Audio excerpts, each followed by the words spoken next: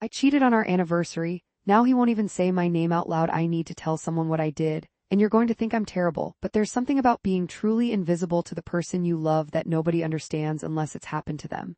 My husband Daniel hasn't spoken my name in 6 weeks. Not once. He says she when talking to our kids. He says your mother when he has to reference me. When I walk into a room, he says things like, could someone pass the salt, even when I'm the only other person there. And yeah, I cheated on him on our 10th anniversary, but the part that makes me look worst isn't the cheating itself. It's why I did it, and what I said to him after he found out. If I don't tell this story the right way, you'll just see another cheating wife who deserves what she gets. But once you know what I know about that night, about the 3 years leading up to it, about what Daniel said to me exactly 2 hours before I ended up in another man's hotel room, you'll understand why I made the choice I made. I'm not saying it was right. I'm saying it made sense in a way that still keeps me up at night because I can't figure out if I'm a terrible person or if I just finally snapped after being slowly erased. This isn't just about infidelity. It's about the particular kind of loneliness that comes from sleeping next to someone every night who's decided you're not worth the effort of actually seeing anymore. And everyone thinks they know what happened because Daniel's sister posted about it on Facebook, because my mother-in-law told everyone at church, because our couple's therapist probably went home and told her husband about the train wreck in her 3 p.m. slot. But the real story will change how you see everything. I'm going to tell you everything, including what I whispered to Jake in that hotel room, including the text message Daniel sent me at 9:47 p.m. on our anniversary that I've never shown anyone, including what I did with my wedding ring that night. And the part that makes me look worst? I'm saving that for when you understand why our 10th anniversary wasn't actually a celebration of 10 years of marriage. Not really. Not for the past 3 years anyway. Let me take you back to the beginning so you understand what kind of marriage we actually had. Daniel and I met in college, and it was the kind of romance that made other people roll their eyes. We moved in together after 6 months, got engaged after a year, married at 23, which everyone said was too young, but we didn't care because we were obsessed with each other. We had the kind of relationship where we'd text each other from different rooms just to say something cute. Where we'd stay up until 2 a.m. talking about nothing. Where sex wasn't just frequent, it was connected, like we were actually seeing each other. For the first 5 years, maybe 6, it was mostly like that. We had our first kid when I was 25, our second when I was 28. I went back to work part-time after each baby doing graphic design from home. Daniel worked in sales, traveling maybe once or twice a month. Normal marriage stuff, normal problems. Arguments about whose turn it was to do bedtime, about money, about his mother. But underneath all that, there was still us. The shift happened so gradually I couldn't pinpoint it if you paid me. That's what makes this whole thing so hard to explain. It wasn't like he cheated or I caught him doing something unforgivable. He just started fatting me out. Like someone slowly turning down the volume on a song until you realize you've been sitting in silence for 20 minutes. It started with the phone. He'd be looking at it during dinner, during conversations, during the kids' bedtime stories. When I'd ask what was so interesting, he'd say work stuff or nothing and put it away for exactly 90 seconds before picking it back up. Then it was the way he stopped asking about my day, not in an obvious way. He'd still say, "How was your day?" when he got home, but before I could finish the first sentence, he'd be opening the fridge or checking something or calling for one of the kids. The sex didn't stop all at once either. It just became functional, mechanical, like he was completing a task. No more 2 a.m. conversations. No more texts from the other room. When I tried to initiate those things, he'd respond, but in this obligatory way that made me feel pathetic for wanting them. I told myself it was normal. We had 2 kids under 10. We were tired. This is what marriage becomes. Everyone says the passion fades. I listened to podcasts about keeping the spark alive. I bought lingerie. I planned date nights. And Daniel would participate, but it felt like he was humoring me. Like I was a client he had to keep satisfied rather than a person he actually wanted to be around. The worst part was that he wasn't mean about it. He didn't yell or insult me or storm out during arguments. He was just absent while being physically present. And when you tell people your husband is distant, they think you're being dramatic. They tell you marriage takes work. They tell you to be grateful he's not abusive or cheating or gambling away your money. So I kept my mouth shut and told myself I was being needy. But here's what I've never told anyone: I knew exactly when it got really bad. It was 14 months before our 10th anniversary. We were at his company holiday party and I'd actually put in effort: new dress, hair appointment. I'd lost the baby weight and then some. I felt pretty, which hadn't happened in a while. And this guy, a new hire in Daniel's division, was talking to me. Actually talking, asking questions and waiting for answers. Laughing at my jokes. Looking at me like I was interesting. His name was Connor and we talked for maybe 20 minutes. Completely innocent. I wasn't flirting. He might have been a little, but I wasn't reciprocating, just enjoying being seen. When he walked away to get another drink, Daniel leaned over and said, "You should probably cool it, people are noticing." I asked what he meant. He said I was being too friendly. That Connor was a kid, mid-20s, and it looked desperate. The way he said desperate made something inside me wither. I went to the bathroom and cried, then fixed my makeup and didn't talk to anyone else the rest of the night except to say polite hellos. On the drive home, I tried to tell Daniel he'd hurt my feelings. He sighed like I was being exhausting and said, "I was trying to save you from embarrassing yourself. You're welcome." That was it. Subject closed. We never talked about it again. After that night, something in me changed too. I stopped trying so hard. Stopped planning the date nights he clearly didn't want. Stopped buying lingerie that would sit in the drawer. Stopped asking about his day since he never seemed to remember to ask about mine. We fell into this Cold War routine where we were roommates who co-parented. Polite, functional, dying inside. I thought about leaving, I really did. But every time I got close to seriously considering it, I talked myself out of it. The kids were happy. Daniel was a good dad. We had a nice house. Financial stability. My parents had stayed in a loveless marriage for 40 years and they seemed fine. Maybe this was just what marriage was. Maybe I was the problem for wanting more. Just when I thought I'd accepted this version of my life, things got worse. About 8 months before our anniversary, Daniel started traveling more for work. 2 or 3 times a month became weekly. Sometimes multiple times a week. He'd leave Monday morning, come back Wednesday night. Leave Thursday, back Saturday. The kids started asking why Daddy was never home. I started wondering the same thing. I asked if something was going on at work. He said they were expanding, opening new territories, lots of opportunities for advancement. He seemed energized in a way he hadn't been in years, but that energy disappeared the minute he walked through our door. With his colleagues, he was dynamic. With me, he was exhausted. I tried not to be paranoid. I checked his credit card statements like a crazy person, looking for hotel charges that didn't match his claimed locations, restaurant bills for two, anything. Everything checked out. I felt ashamed for looking, told myself I was losing it. Around this time, I started having coffee with my friend Rachel more often. She'd gotten divorced 2 years earlier, and I found myself asking her questions. How did she know it was time? Was she scared? Did she regret it? She'd look at me with this sad understanding and say, "You have to decide if you're okay being lonely in your marriage or lonely by yourself. At least when you're by yourself, you can eventually find someone who actually wants you." That phrase haunted me. Lonely in your marriage or lonely by yourself. I started entertaining fantasies. Not about anyone specific, just about being wanted again, being seen. I'd scroll through social media and see couples who actually seemed to like each other, and I'd feel this ache that was almost physical. Was I being ridiculous? Was this just how everyone felt and they were all pretending to? 3 months before our anniversary, I did something I'm not proud of. Daniel was out of town and I downloaded a dating app, not to actually meet anyone, just to see, just to remember what it felt like to be pursued. I put up old photos from before kids, made a profile that was probably too honest about being married and just looking to chat. I told myself I was doing research, testing the waters. I deleted in a few days. I matched with probably 50 guys in the first hour. The attention was intoxicating. Most of the messages were crude or boring, but a few were actually interesting. Funny, thoughtful. There was this one guy, Jake, who sent me a message that said, "I'm going to guess you're here because your husband looks at his phone more than he looks at you, and you're trying to remember what it feels like to be someone's first choice instead of their obligation. How close am I?" It was so accurate it made me shaky. I wrote back. We started talking, just messaging at first. He was married too. Same situation, more or less. Wife had checked out emotionally years ago. He wasn't looking to blow up his life, just wanted to feel human again. I got it. We got each other. We messaged every day for weeks. It was never sexual, just connected. He'd ask how my day was and actually wait for the answer. He'd remember things I'd said 3 conversations ago. He'd send me songs, articles, stupid memes. I'd lie in bed next to Daniel, who'd be scrolling through his phone, and I'd be messaging Jake, feeling more intimate with a stranger than with my own husband. I know how that sounds. I know what I was doing. But I told myself it wasn't really cheating because it was just talking. Nothing physical, no plans to meet. Just 2 lonely people keeping each other company across the void of their disappointing marriages. Then 6 weeks before our anniversary, Daniel did something that shattered whatever was left. He came home from a trip on a Tuesday night. I'd made dinner, his favorite, because the kids had been asking why we never ate together as a family anymore. I thought maybe if I created the opportunity we could have one normal evening. He walked in, saw the table set, the food, me and the kids waiting, and the look on his face was pure annoyance. "I already ate," he said. "I told you I had a late meeting." He hadn't told me. I checked my phone right there. No message. I said, "You didn't tell me." He said, "I definitely did. You probably weren't listening." The kids were watching us. I didn't want to argue in front of them, so I just said fine and we ate without him. After the kids went to bed, I tried to talk to him about it. I said we needed to communicate better. He said I was making a big deal out of nothing. I said it wasn't nothing, that I'd put in effort, and he dismissed it. He said maybe if I'd put that much effort into not being so needy all the time, we wouldn't have these problems. Needy. There was that word again, but worse this time. I asked what he meant.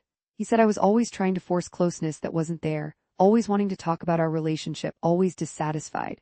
He said, some of us are just trying to get through the day without manufacturing problems. I remember standing in our kitchen looking at this man I'd been with for over a decade and realizing he genuinely saw me as a problem to manage, not a partner, not someone he loved. A problem. I asked him if he even loved me anymore. He didn't answer right away, and that hesitation told me everything. Finally he said, of course I do, I'm here, aren't I? I work hard for this family, I don't know what else you want from me. I wanted him to say my name, to look at me, to touch me like I was a person he desired instead of a piece of furniture he had to navigate around. But I couldn't articulate any of that without sounding insane, so I just went to bed. That night I messaged Jake and told him what happened. He said, you deserve better than someone who makes you feel like you're asking for too much by asking to be loved. I cried reading that. Then he said something that changed everything. I have a work trip coming up to your city next month. We should meet for coffee, just to put a face to the person who's been keeping me sane. I should have said no. I should have deleted the app right then. Should have insisted on marriage counseling with Daniel. Should have done a million things differently.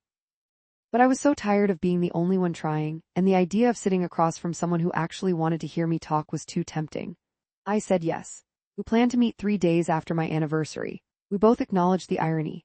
He said he'd be in town for a conference, staying at the Riverside Hotel. Coffee at the Starbucks nearby, 2 p.m., completely public, completely innocent.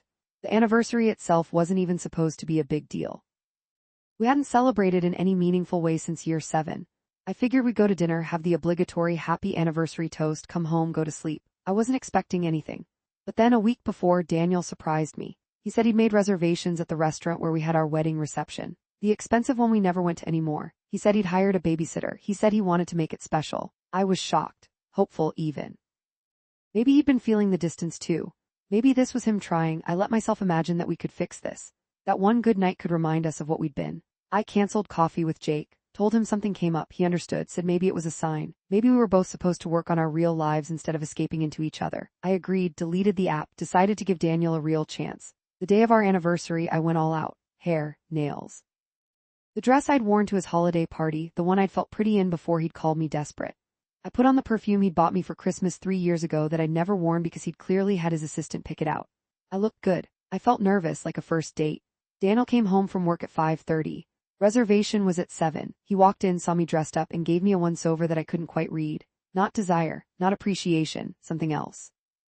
He went upstairs to change. The babysitter arrived at 6:30. We did the whole goodbye routine with the kids, got in the car. And the moment we were alone, the moment the car doors closed and it was just us, the air went dead. I said, thank you for planning this, it's really nice. He said, yeah, well, 10 years, that's something.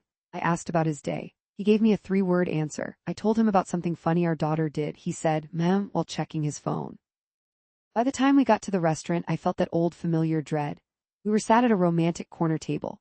Candles, low lighting, the works. We ordered wine and appetizer entrees, and we sat there making the most painful small talk I've ever experienced. I kept waiting for him to acknowledge what this was, our anniversary. 10 years, the fact that we were clearly struggling, something, but he talked about work, about needing new tires for his car, about his brother's new promotion. Nothing about us. Halfway through dinner, I couldn't take it anymore. I said, Daniel, can we talk about us? He put down his fork like I just asked him to do calculus. What about us? I said we seemed disconnected. He said he was tired. I said we were always tired, but we used to try anyway. He said, I am trying, I'm here, aren't I? I planned this whole thing. I wanted to scream. Instead, I said, you made a reservation. That's not the same as actually wanting to be here with me. His jaw tight. He said, nothing's ever enough for you, is it? I work 60-hour weeks. I pay for this house, this life. I planned a nice dinner, and you're sitting here complaining that I'm not doing it right. People at nearby tables were starting to glance over. I lowered my voice and said, I'm not talking about money or reservations. I'm talking about you actually seeing me, talking to me, touching me like you still. He cut me off. Jesus, is this about sex again? We have sex. Once a month maybe, and it feels like you're checking a box. What do you want from me? His voice was cold. You want me to pretend we're still kids, that we're still in that honeymoon phase, we have 2 children and a mortgage. This is what marriage is. Grow up. Grow up. Like wanting intimacy with my husband was childish. Like I was being unreasonable for expecting the person who promised to love me to actually act like he did.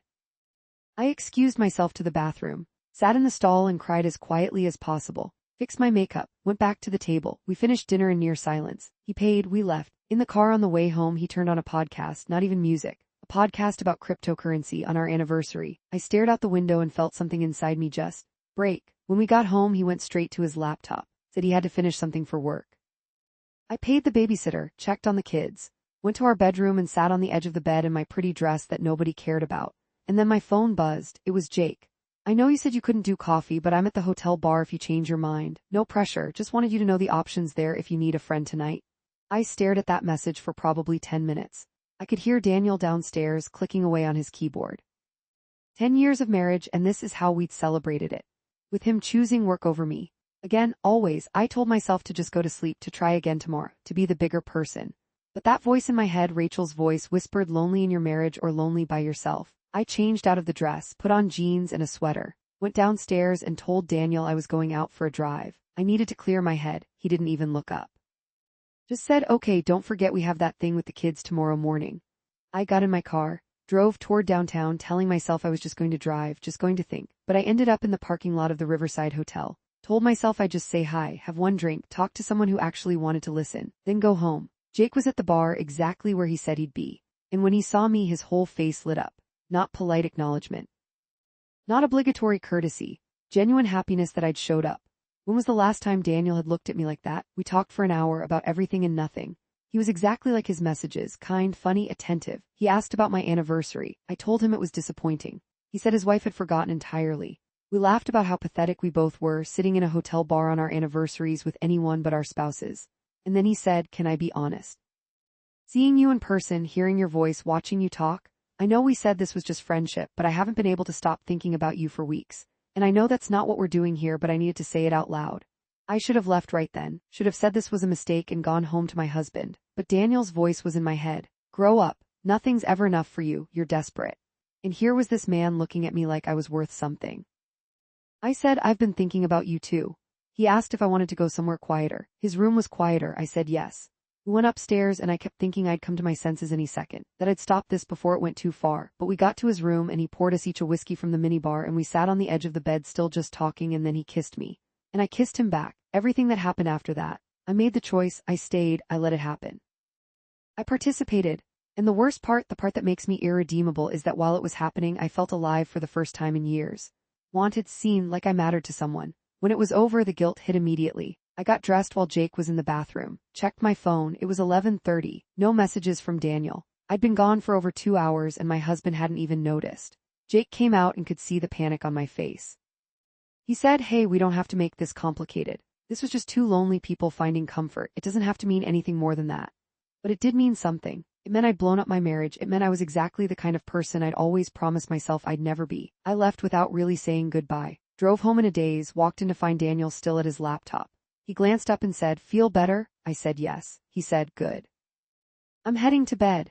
He walked right past me. No kiss, no hug, no happy anniversary before bed. I stood in the hallway and realized he had no idea. I could probably do this 100 times and he wouldn't notice because he was so checked out of our marriage that I was invisible. I should have let it go. Should have taken it to my grave, but something in me couldn't. Some self-destructive part needed him to see me, even if it meant destroying everything. 3 days later, we were having another one of our cold, functional dinners. Kids were at the table, completely wrong time and place, and I said, I need to tell you something. He looked up from his phone, annoyed at the interruption. I said, I was with someone else on our anniversary. After dinner, I cheated on you.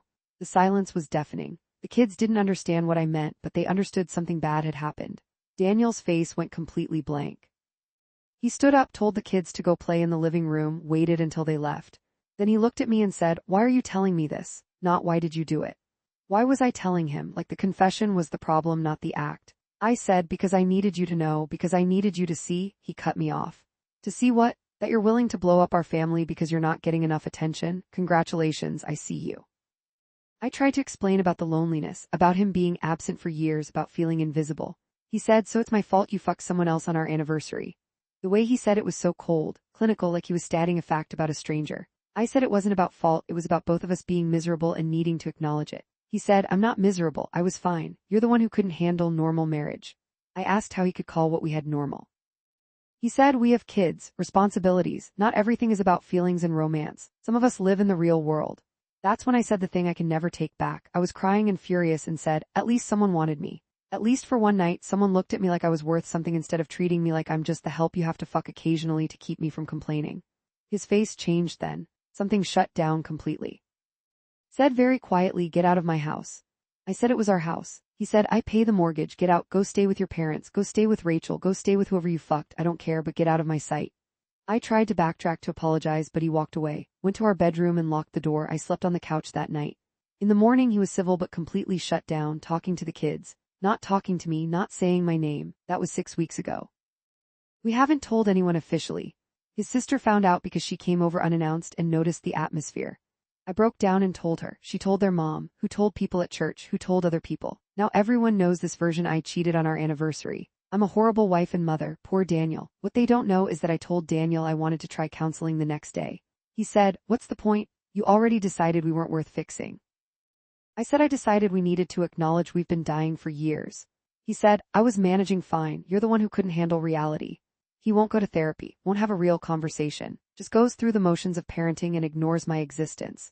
The only time he acknowledges me is when he has to, and even then he won't say my name. Just she or your mother or nothing at all. The kids are confused. Our daughter asked me last week why daddy doesn't look at me anymore. I didn't know what to say. Our son is acting out at school. I'm pretty sure he knows something's really wrong even if he doesn't understand what. I've tried everything, apologies, letters, asking him what he needs from me. He responds with logistics. The car needs an oil change. I'll be out of town Thursday. Can you pick up my dry cleaning? Never about us, never my name. I went to see Rachel and she asked if I regretted it. The cheating. I said I regretted hurting Daniel.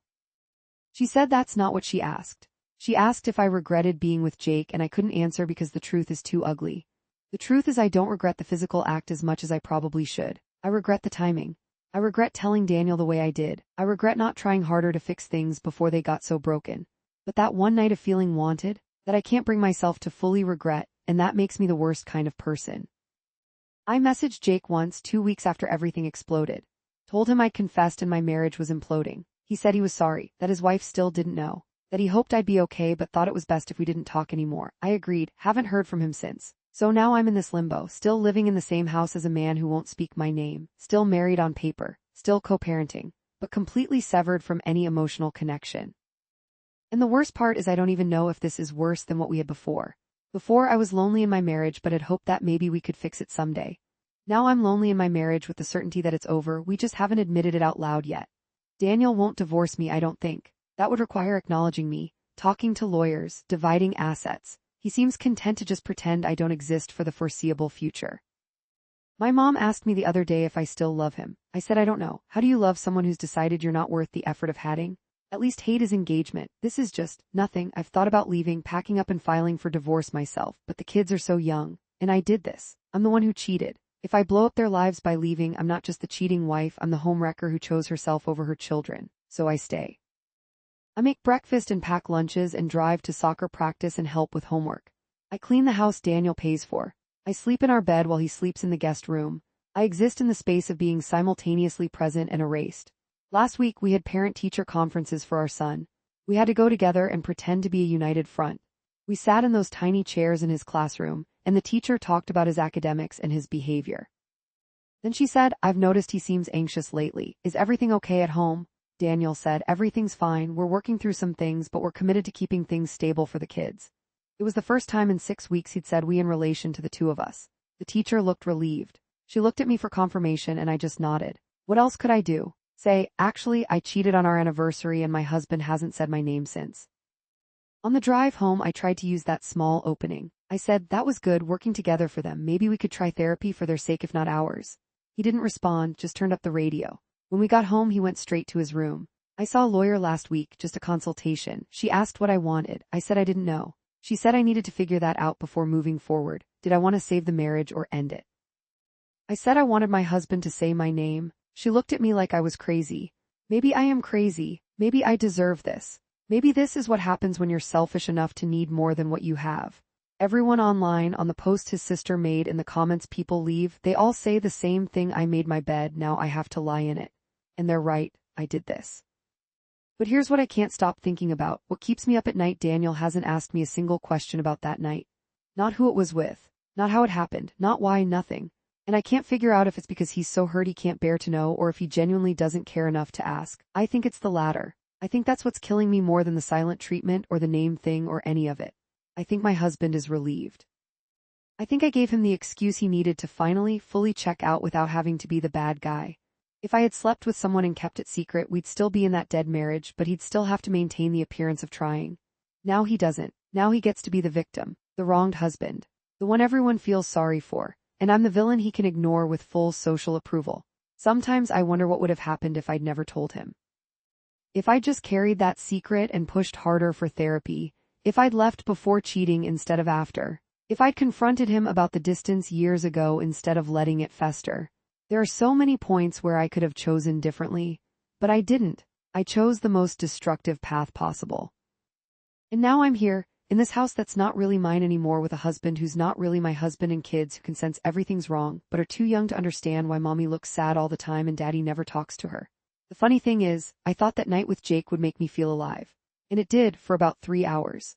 But the aftermath has made me feel more dead than anything Daniel ever did. At least before I could tell myself things might get better. Now I know they won't. This is it. This is my life. This is what I chose. Rachel told me last week that Daniel's been seeing someone at his gym. She heard it from a mutual friend. I don't know if it's true. I can't ask him because he won't talk to me. And honestly, I don't even think I'd be mad. Maybe he deserves to feel wanted by someone who isn't me. Maybe that's karma. What kills me is imagining him with someone else, actually looking at her, saying her name, asking about her day and waiting for the answer. Being the Daniel he was when we first met, but with her instead of me. That version of him still exists, he just decided I wasn't worth giving it to. I keep coming back to that night. Our anniversary, the dinner, his face when I tried to talk about us. The way he said grow up, like I was a child for wanting my marriage to feel like a marriage. And I think about how if he had just looked at me, really looked at me just once during that dinner, I might not have gone to that hotel. But that's not fair. I can't blame him for my choices. He didn't make me cheat. He didn't force me into Jake's room. He wasn't even cruel, not really, just absent. And maybe that's what marriage becomes for some people. Maybe I was supposed to accept it. I don't know what I'm supposed to do now. The lawyer said I have options. Rachel says I should leave, that this silent treatment is a form of abuse. My mom says I should keep trying to make it work, that I made a vow. My dad hasn't spoken to me since he found out, which is ironic because now there are 2 men in my life who won't say my name. The kids ask when daddy's going to move back into their room with me. I don't know what to tell them. I usually say something vague about daddy's back hurting and needing the firmer mattress in the guest room. They're starting not to believe me. Last night our daughter had a nightmare. She came to my room crying. I held her and brought her back to bed, and she asked me if mommy and daddy were getting divorced. I said no. She said, then why don't you love each other anymore? I told her we do love each other, we're just going through a hard time. She said, you're lying. I can tell when you're lying because your voice gets higher. She's 8 years old and she can see right through me. What am I supposed to do with that? I'm writing this all down because I need someone to understand what actually happened. Not the version where I'm just a cheating wife who destroyed her perfect marriage. The version where I was lonely for years, where I tried and failed and tried again, where I finally broke in the ugliest way possible. I need someone to know that when Daniel calls me she, in front of our children, it's not just about punishment for cheating. It's the culmination of 3 years of him slowly erasing me, until I did something drastic enough to force him to acknowledge my existence, and even that wasn't enough. I need someone to understand that I hate what I did, but I also can't fully regret feeling seen for one night after years of being invisible. And I know that makes me terrible. I know that feeling alive in someone else's arms while my husband was at home is unforgivable. I know all of it. But I also know that Daniel and I were over long before I walked into that hotel. We just didn't have the courage to admit it. And maybe I'm using the cheating as a scapegoat for what was already broken, but at least now it's acknowledged. At least now we're not pretending anymore. Except we are pretending. We're pretending for the kids, for the neighbors, for everyone watching. We're just not pretending to each other anymore, and somehow that's worse. The worst part about what happened isn't the cheating itself. It's that I proved him right. Every terrible thing he's ever thought about me, every way he's dismissed my needs as excessive or needy or childish, I proved him right by being exactly as selfish as he always implied I was. And now I have to live in this house with someone who won't say my name, knowing I gave him every reason to believe I never deserved to have it said in the first place. I don't know what happens next. Maybe Daniel will eventually talk to me. Maybe we'll divorce. Maybe we'll exist like this forever, ghosts in the same house, co-parenting but nothing more. Maybe that's what I deserve for wanting more than I had. All I know is that I'm lonelier now than I was before, and at least before I could blame it on him. Now I have to blame myself. And that's the real punishment, not the silent treatment or the social exile or any of it. It's knowing I had a chance to handle this with grace, to leave if I was that unhappy, to try harder if I thought we were worth saving. Instead, I chose destruction. I chose to hurt someone who was already checked out just to see if he'd notice. And he did notice. He just decided I wasn't worth the effort of even hatting properly. So here I am, still in this marriage, still in this house. Still trying to figure out how to tell my kids that mommy made a mistake but daddy won't forgive her, and that's how we're all going to live now. And every day I wait for him to say my name, just once, even in anger, even to tell me he wants a divorce. Just to hear him acknowledge that I exist as a person and not just a problem he has to manage. But he won't. Because the worst punishment he could give me isn't rage or divorce or public humiliation. It's this, being erased completely. Being reduced to pronouns and implications. I cheated on our anniversary. I destroyed what was left of my marriage. I hurt my children and betrayed someone I promised to love forever. And now he won't even say my name out loud. Maybe I don't deserve to hear it anymore. Maybe that's the point.